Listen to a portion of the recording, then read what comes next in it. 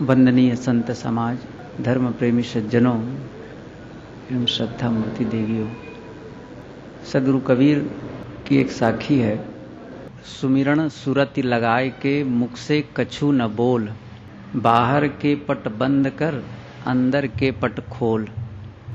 ध्यान करने की विधा बताते हैं। यहाँ मन की चंचलता को दूर करने के लिए संत जन ध्यान करने के लिए, एकाग्र होने के लिए कहते हैं।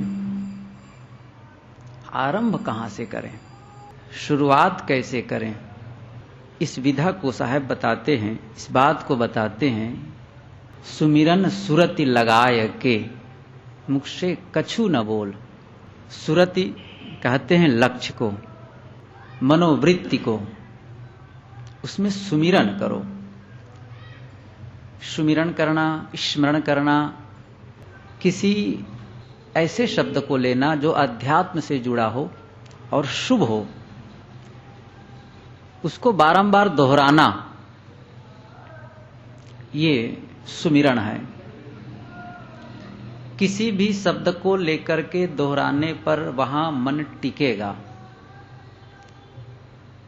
लेकिन अवलंब जो हो, आधार हो, वह शुभ हो। कोई आम आम आम आम कहना शुरू करे तो उसमें भी एक धारा बन जाएगी और मन वहां एकाग्र हो जाएगा। लेकिन अध्यात्म के ऐसे ऐसे पवित्र नाम हैं, शब्द हैं, जिसके प्रति श्रद्धा है, उस नाम को लेकर के जपने में एक भाव अच्छा बनेगा और लयता अच्छी बनेगी। इसलिए जप का विधान है। और ये क्यों है? ये चंचल मन को स्थिर करने के लिए। कई बार साधक ये चाहता है कि मेरा मन एकाग्र हो, शांत हो, बाहर की चंचलताएं खत्म हो, बाहर के जो विकार हैं वो समाप्त हो, इधर उधर की जो बातें न याद आएं, फिर भी वो नहीं कर पाता है, फिर भी दूर नहीं कर पाता है। तो उसके लिए कहा गया जप करो भाई। राम को मानने वाले कहा गया राम राम राम राम राम राम कहा करो। ठीक है, राम राम कहो। तो राम राम कहने से जो मन बाहर भाग रहा था, अन्यान्य विषयों को जो सोच रहा था, वो टिक गया, मन में एकाग्र हो गया। और ये विधा किसी भी ध्यान प्रक्रिया के लिए, आरंभ के लिए आवश्यक है। चाहे आप निर्गुणवादी हो, चाहे सगुणवादी हो, चाहे आप आत्मस्थित होना चाहते हो या किसी और ढंग से परमात्मा को पाने के लिए सोचते हो, जो भी हो, आरंभ में एकाग्रता आवश्यक है और उसके लिए आधार लेना भी आवश्यक है। और ये प्रयोग सबको करना चाहिए। प्रयोग इसलिए करना चाहिए कि यहां केवल सुनकर के उसका समाधान नहीं पाएंगे, हम उसका अनुभव करेंगे। अकेले में बैठेंगे तो पता चलेगा कि मन कितना घोड़े की तरह उछलता और कूदता है। उसको जब एकाग्र करेंगे, उसको एक जगह लाएंगे तो कोई जगह देनी पड़ेगी, कोई आधार देना पड़ेगा। और एकाग्रता का अपना बड़ा महत्व होता है, बड़ी उसमें शक्ति आ जाती है। जैसे प्रकाश, सूर्य की किरणें, सूर्य का पूरा प्रकाश फैला हो और वहां पर कोई कागज रखा हो तो वो जलेगा नहीं, चाहे तेज धूप हो तो भी। लेकिन एक लेंस लेते हैं और लेंस से उस सूर्य की किरणों को जब केंद्रित कर देते हैं, तो केंद्रित होने के नाते जो किरणें जब एकत्रित हो गई तो वो कागज को जलाने में समर्थ हो जाती हैं। बिखरी हुई किरणें जब एकत्रित हो गई तो बड़ी शक्तिशाली हो गई। हमारा मन चारों तरफ से बिखरा है, उस बिखराव को समेट लेते हैं और एकाग्र कर लेते हैं तो भीतर की वासना को जलाने में बड़ा सहयोगी होती है। एक विस्फोट होता है भीतर के मलों को, उसको विध्वंस करने के लिए बहुत आवश्यक है। और किसी भी क्षेत्र में सफलता के लिए, कोई अध्ययन करता हो, विद्यार्थी हो या कोई व्यापारी हो, कोई भी काम आप करें, एकाग्रता के बिना सधेगा नहीं। रोटी ही बनाना हो, झाड़ू ही लगाना हो, कपड़ा ही धोना हो, हर काम के लिए ये आवश्यक है। योगः कर्मसु कौशलम।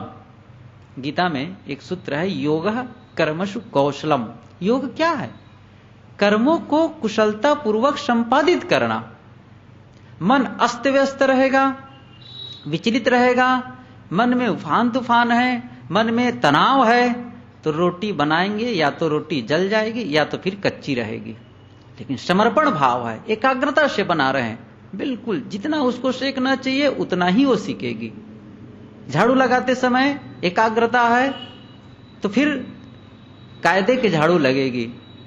एक बार विनोबा जी से एक आगंतुक ने पूछा, उस समय विनोबा जी झाड़ू लगा रहे थे, आए और कहा कि क्या कर रहे हैं विनोबा जी? और झाड़ू लगाते लगाते विनोबा भावे ने कहा, माला जप रहा हूं। कहा माला जप रहे हैं? झाड़ू लगाते हुए कहते माला जप रहा हूं। हाँ माला जप रहा हूं। मैं जितनी बार झाड़ू फेरता हूं उतने बार मैं नाम याद रखता हूं। ये माला ही तो फेरना है। क्या केवल अलग से माला फेर करके बैठूं वही माला फेरना हुआ? उस माला के लिए साहब, उस जपने के लिए साहब मना करते हैं अपने सदगुरु कबीर साहब भी। माला तो कर में फिरे, जीव फिरे मुख माही, और मनवा तो चौदिस फिरे, यह तो सुमरन नाही। इसलिए साहब कहते हैं कि कर का मन का डाल दे, मन का फेर।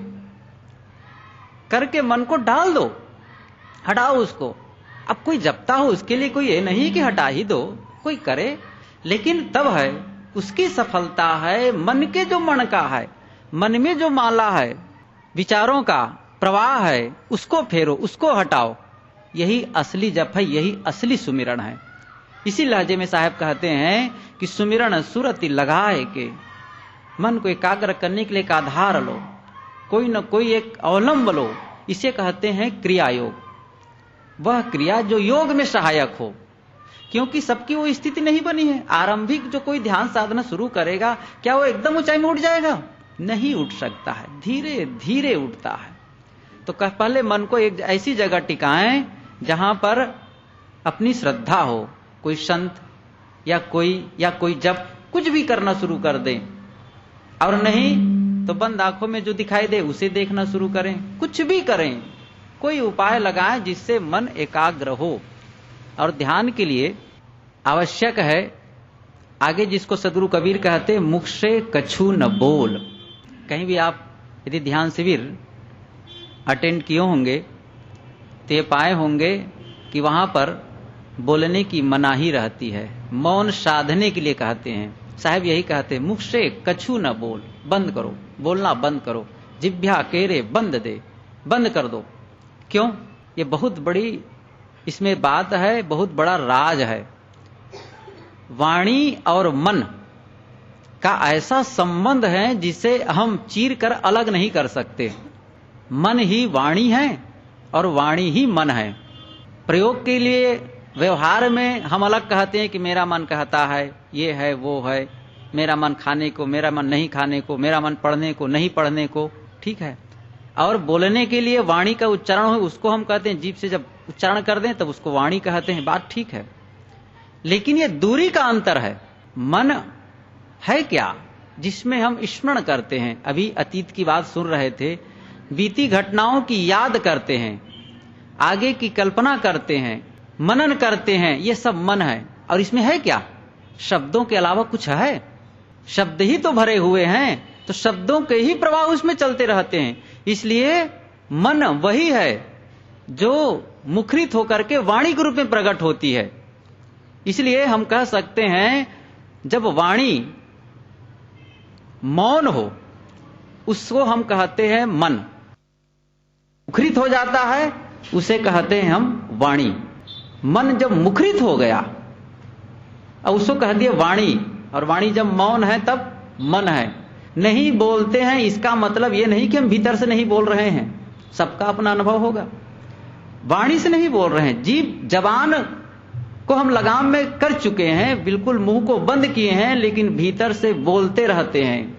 कई बार किसी से कोई खटपट हो जाता है, सबका अपना अनुभव होगा, तो बाहर से चुप रहेंगे लेकिन भीतर भीतर उसको डांटते रहेंगे, उनसे बातें करते रहेंगे, वैसे भी बात चलती रहती, तो भीतर शब्दों की गूंज है, वो सब मन है। मैं इसको थोड़ा एक स्थूल उदाहरण से बताऊं। जैसे आप लोगों के यहाँ ट्रांजिस्टर है, टीवी है, तो टीवी खोल दिए, स्विच ऑन कर दिए, तो चित्र भी आने लगा, लेकिन आवाज नहीं आ रही है। सारी प्रक्रिया शुरू है, केवल वॉल्यूम जो है वो बिल्कुल माइनस पर है। वो क्या स्थिति है? मन की स्थिति। इसका मतलब नहीं कि मन नहीं, वहां पर वाणी नहीं है, लेकिन आप वॉल्यूम को बिल्कुल कंट्रोल किए हुए हैं। जैसे स्विच को थोड़ा से आप घुमाएं, अब वो वहां से आवाज आने लगी। अब इसी कह सकते हैं वाणी। जब टीवी न बोल रहा हो उस समय हम उसे मन कह सकते हैं, और वहां से आवाज निकलने लगी तब समझे यही वाणी है, वही दशा हमारी है। बस इतना ही मन और वाणी में अंतर है। इसलिए कहते हैं यदि मन को संयमित करना है तो वाणी को संयमित करो, पहला काम। जो वाणी को संयमित नहीं कर पाएगा वो मन को संयमित नहीं कर सकता है। सदगुरु कबीर कहते हैं मुख से कछु न बोल, पहला वाणी पर संयम करो। पहली बात सदगुरु कहते हैं कि सुमिरन सुरति लगाए कि अपने लक्ष्य को सुमिरन लगाओ, एक जगह कहीं एकाग्र करने का अभ्यास करो, वाणी को मौन करो। नीचे की पंक्ति में कहते हैं बाहर के पट बंद कर अंदर के पट खोल। बाहर के पट को बंद कर देना है। ये बाहर का पट क्या है? जो बाहर से हम ग्रहण करते हैं, जिन रास्तों से, जिसके माध्यम से, वो सारे दरवाजे बंद कर दो। यहां हम लोग सुरक्षित रह जाएंगे, जैसे सारे दरवाजे यहां हैं, बंद कर दीजिए तो बस कोई नहीं आएगा। फिर जितने लोग हैं उतने लोग हैं, हो गया। इसी प्रकार से बाहर के पट बंद कर, कोई भी साधक जब ध्यान में बैठेगा, साधना में बैठेगा, आंख खोलकर इधर उधर देखता रहेगा, कुछ सुनता रहेगा उधर उधर की बातें, कुछ खाता पीता रहेगा और इंद्रियों का व्यापार चलता रहेगा, तो ध्यान कहां से होगा? नहीं हो सकता है। इसलिए सदगुरु कबीर कहते हैं पहले बंद कर सबको, सारे दरवाजे बंद कर दो, आंख को बंद कर दो, सुनना बंद कर दो, सब कुछ चखना बंद कर दो, इंद्रियों के पट को बंद कर दो। ये दरवाजे हैं, ये गलियां हैं जिससे बाहर के ज्ञान आते हैं। शब्द, स्पर्श, रूप, रस, गंध, इन पांचों विषयों को किससे ग्रहण करते हैं? इन्हीं इंद्रियों से। इसीलिए इन पांचों ज्ञान इंद्रियों को संयमित करने के लिए, बंद करने के लिए साहब कहते हैं बाहर के पट बंद कर।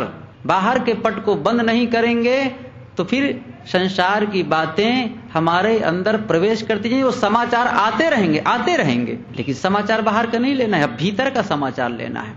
क्या करना है उसके लिए? अंदर का पट खोल। मैं बहुत थोड़े में इसको कह देता हूं, बाहर के पट को बंद कर दो और भीतर के पट को खोलो।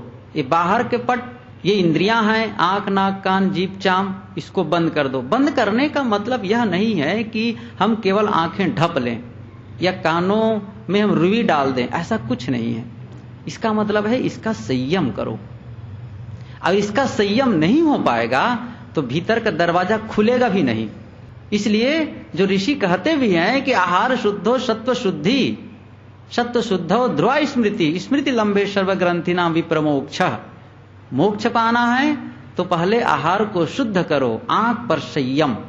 देखना है, लेकिन क्या देखना है और क्या नहीं देखना है ये ध्यान रखना है। जो देखने योग्य है उसे देखें और न देखने योग्य को न देखें। सुनने योग्य बातों को सुने, अनावश्यक बात न सुने। खाने योग्य चीजों को खाएं, न खाने योग्य चीजों को न खाएं। इसी प्रकार सारी इंद्रियों की बात है। जो कुछ हम ग्रहण करें वो शोधित हो, वो बिल्कुल तौल करके हो। क्यों? इसको लेने से मेरा मन विचलित होता है। ये स्वयं प्रैक्टिकल करके देखा जा सकता है।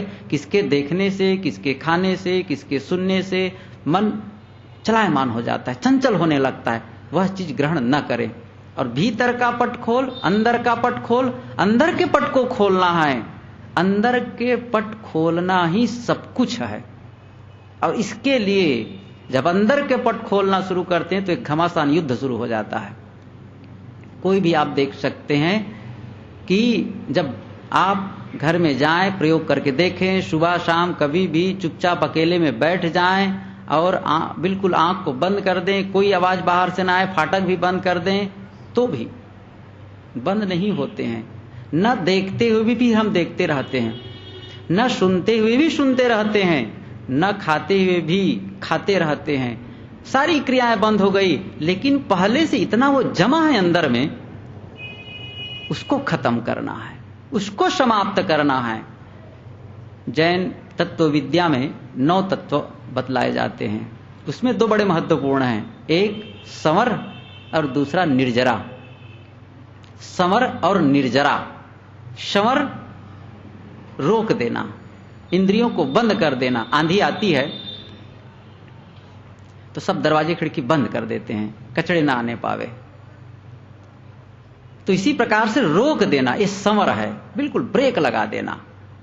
और निर्जरा पहले से है, उसको जलाना, खत्म करना। अब बिल्कुल सदगुरु कबीर उसको अपने ढंग से पेश करते हैं कि पानी पचावहु आपना, पानी मांग न पीऊ। ये बीजक की साखी है। पानी जो कुछ संग्रह किए हो, वासना, वाणी वासना, उसको पचा दो, खत्म कर दो। और पानी मांग न पीऊ, फिर से वासना ग्रहण न करो। बस दो ही उपाय है साधना के। और इसी को शब्दों को बदल करके हमारी ऋषिजन इसे अभ्यास और वैराग्य कहते हैं। शब्दों का अंतर है, शब्दों में उलझिएगा मत, है कुल वही बातें। अभ्यास और वैराग्य से ही यह काम हो सकता है बड़ा चंचल मन, है बड़ा ये भागने वाला। ऐसी स्थिति में अभ्यास और वैराग्य ही एक साधन है जिससे हम इस मन चंचल है उसको एकाग्र कर सकते हैं। ये गीता का सूत्र कई बार यहां से सुने हैं आप लोग, ये मंत्र कि चंचलम ही मना कृष्ण प्रमाथि बलवद दृढ़म तस्याहम निग्रहम वायुरुषु दुष्करम। ये चंचल है। कृष्ण से पार्थ जो अर्जुन है वो प्रश्न करते हैं, आप मन को एकाग्र करने के लिए कहते हैं, लेकिन बड़ा चंचल, चंचलम ही मन कृष्ण, हे कृष्ण मन बड़ा चंचल है। प्रमाथि, प्रमथन स्वभाव वाला है। एक तो मथना, और उसमें एक विशेषण जोड़ देते हैं और उसकी शक्ति बढ़ गई। जैसे मथना, मथानी लेकर के दही को मथना, दाल को मथना, ये क्या है? मथ डालना एकदम। जब कोई ऐसे आंदोलन के विचार मन में आते हैं तो बिल्कुल मथ देते हैं। प्रतिकूल बातें आ गई, मथ गया आदमी, एकदम झकझोर देता है भीतर से। तो प्रमथन स्वभाव वाला है। प्रमाथि बलवत दृढ़म, बड़ा बलवान है। और दृढ़म, बड़ा हठीला भी है, हटाने पर हटता नहीं है, बैठा ही रहता है। कई बार हटाओ फिर आ जाता है। आपका कोई दुश्मन हो जिससे आपको पसंद नहीं है कि वो मेरे साथ बैठे, लेकिन फिर भी आकर के बैठ गया, कहीं आप बैठे हो तो आप क्या करेंगे? वहां छोड़ करके दूसरी जगह चले जाएंगे, उस जगह को बदल देंगे, अलग हो गए, आदमी अलग हो गया। लेकिन मन में जो विकार हैं उसको छोड़कर कहां आएंगे? कहां भागेंगे आप? संत जन घर द्वार छोड़ देते हैं, परिवार छोड़ देते हैं, गांव छोड़ देते हैं और पूरा प्रांत छोड़ के आ जाते हैं। तो समाज तो छोड़े ना, परिवार को छोड़ करके आए, घर को छोड़ करके आए, लेकिन मन के विकार तो साथ ही लेकर के आए हैं। कहां उसको उठा करके फेंक देंगे? ऐसा नहीं है कि मन के विकार को उठा करके फेंक दो। और इसमें तीर और तलवार भी चलने वाला नहीं है, वो अमूर्त है, अदृश्य है, वो दिखता भी नहीं है। दुश्मन को मारने के लिए आप तलवार चला सकते हैं, बंदूक चला सकते हैं, जहर दे सकते हैं, लेकिन मन के विकार को मारने के लिए जो भीतर दुश्मन बैठा उसके लिए क्या चलाएंगे? तलवार? नहीं हो सकता है, वो मरेगा ही नहीं, न वो जहर से मरने वाला है। उसको तो उसी विधा से मारना होगा जिससे वो आया है, उसके विपरीत काम करना होगा। तो जो अमूर्त है उससे अमूर्त औजार की आवश्यकता है। तथागत बुद्ध कहते हैं उसके लिए क्या करना है? योधेत मारम पैया युधेन जीतम चर रखे अनिवेशनोशिया। उनका एक गाथा है कि योधेत मारम, युद्ध करो भीतर। हर व्यक्ति को योद्धा होना पड़ेगा। व्यक्ति न कहे साधक कहें, हर साधक को, हर सत्संगी को योद्धा होना पड़ेगा, लड़ाकू बनना पड़ेगा। लड़ाकू का मतलब ये न समझ लें कि पड़ोसी से लड़ना शुरू कर दें, पत्नी से लड़ना शुरू कर दें, पति से लड़ना शुरू कर दें, नहीं, भीतर के दुश्मन से लड़ना शुरू करो।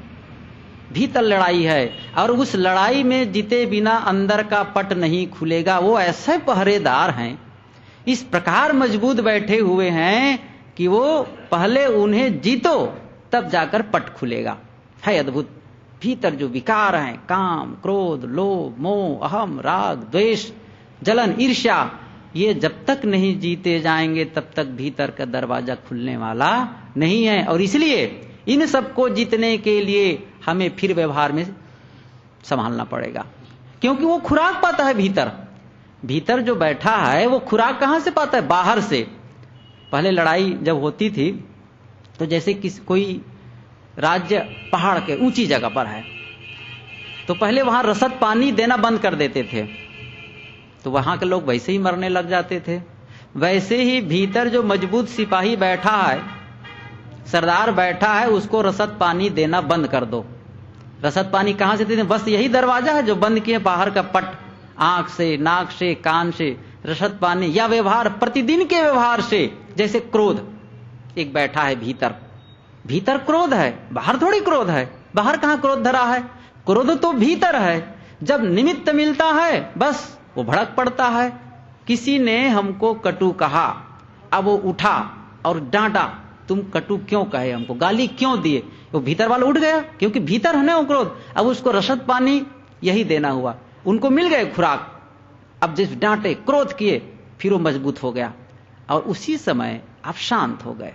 क्रोध नहीं किए वो मुरझा जाएगा, क्योंकि उसको खुराक नहीं मिला है।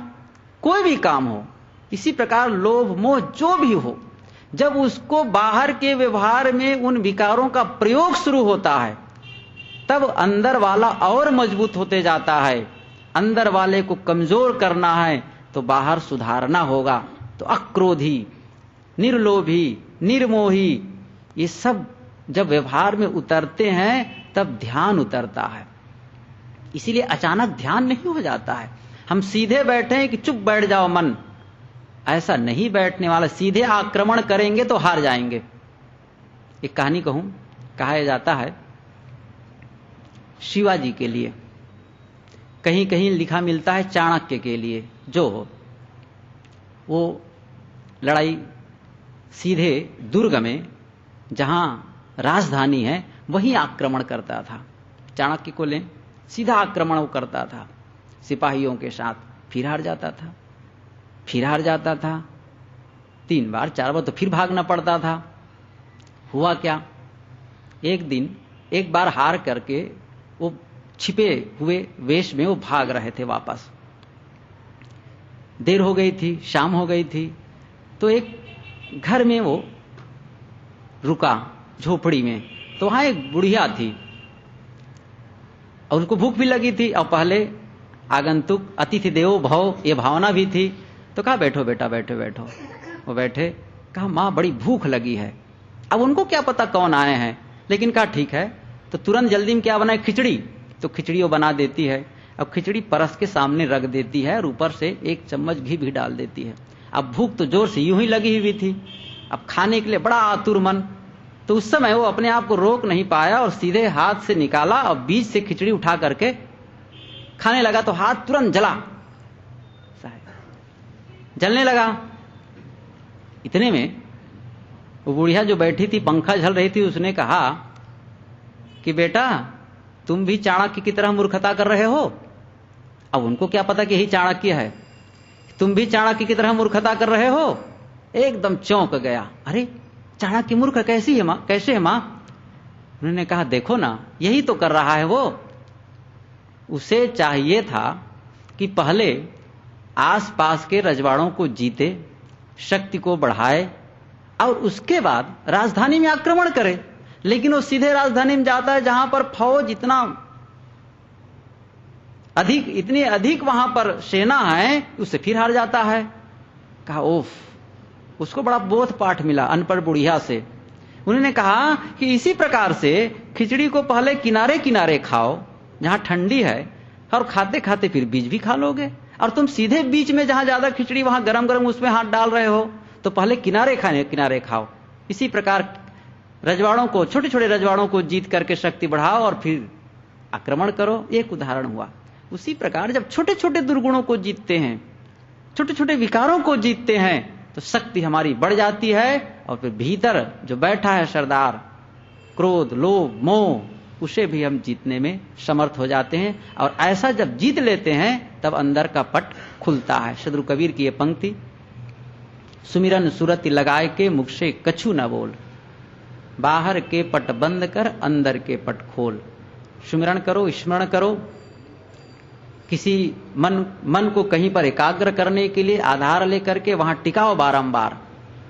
और मुख से कछु न बोल, वाणी में संयम, मौन, और बाहर के पट बंद कर इंद्रियों का संयम और अंदर का पट खोल। ये सारे संयम जब हो जाएंगे तो अंदर का पट अपने आप में खुलेगा, जहां पहुंच करके हम अपने आप में स्थित हो जाएंगे। मैं अधिक कुछ न कहते हुए अपनी वाणी को यहीं पर विराम देता हूं।